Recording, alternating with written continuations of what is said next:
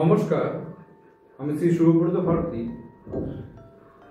তো আজকে আমাদের চলার পথে না ব্যাকআপ খুব দরকার পড়ে, সেটা মানুষের ব্যাকআপ হোক বা অর্থের ব্যাকআপই হোক। তা আপনি যে কোনো জায়গায় ভালো বন্ধু পাবেন কিনা, হাজবেন্ডের ব্যাকআপ পাবেন কিনা, কিংবা আপনার পিতার ব্যাকআপ পাবেন কিনা, তো তার জন্য যে লাইন আছে সেটাকে বলা হয় মার্শাল লাইন। ঠিক আছে, তো হাতের এটা হচ্ছে আয়ুরেখা। আয়ুরেখার পাশে যে এই যে পোর্শনটা, এটা মঙ্গলের পোর্শন বলা হয় এবং শুক্রের পোর্শন বলা হয়।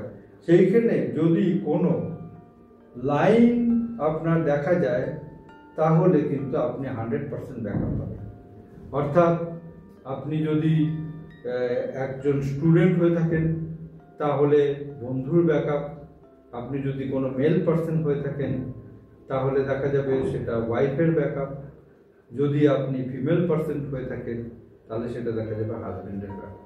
যদি আপনার হাজবেন্ড নাও থেকে থাকে তাহলে কেউ না কেউ, রিলেটিভ হোক, অন্য একজন বন্ধু হোক, কেউ না কেউ আপনাকে ভীষণভাবে ব্যাকআপ দিয়ে লাইফটাকে এগিয়ে নিয়ে চলে যাবে। যদি কোনো কারণবশত এই ব্যাকআপ লাইন দুটো বা তিনটে থাকে তখন দেখা যায় যে আপনি একাধিক পার্সনের কাছ থেকে ব্যাকআপ পেতে পারেন। আপনার বাবার কাছ থেকে পেতে পারেন, সাপোজ হাজবেন্ডের কাছ থেকেও পেতে পারেন, নিয়ারেস্ট কোনো বন্ধুর কাছ থেকেও পেতে পারেন। তো এই মার্শাল লাইনটাকে বলা হয় ব্যাকআপ লাইন। তো এটাকে শুধুমাত্র আমার জীবনের প্রোটেকশন লাইনই বলা হয় না, প্রোটেকশনের কথার একটা অর্থ আছে। এই মার্শাল লাইনটাকে আর একটা লাইন বলা হয় যেটা হচ্ছে আমাদেরকে গার্ড লাইন বলা হয়। তো এটার মিনিং কি? আমার সর্ব ধরনের আপদ বিপদ থেকে যে রেখাটা আমাকে রক্ষা করে সেটা হচ্ছে গার্ড লাইন। সাপোজ একটা অ্যাক্সিডেন্টারি লাইন দেখা যাচ্ছে যে মঙ্গল ক্ষেত্র থেকে ভাগ্যরেখাকে কেটে দিয়ে চলে গেছে। এটা হচ্ছে মঙ্গল ক্ষেত্র, এটা হচ্ছে ভাগ্যরেখা, ভাগ্যরেখাকে কেটে দিয়ে চলে গেছে।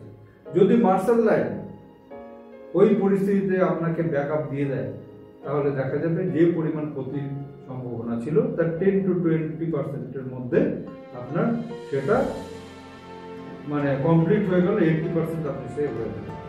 এইরকম ভাবে ভাগ্যগত কারণে মার্শাল লাইন আমাদেরকে ব্যাকআপ দেয়।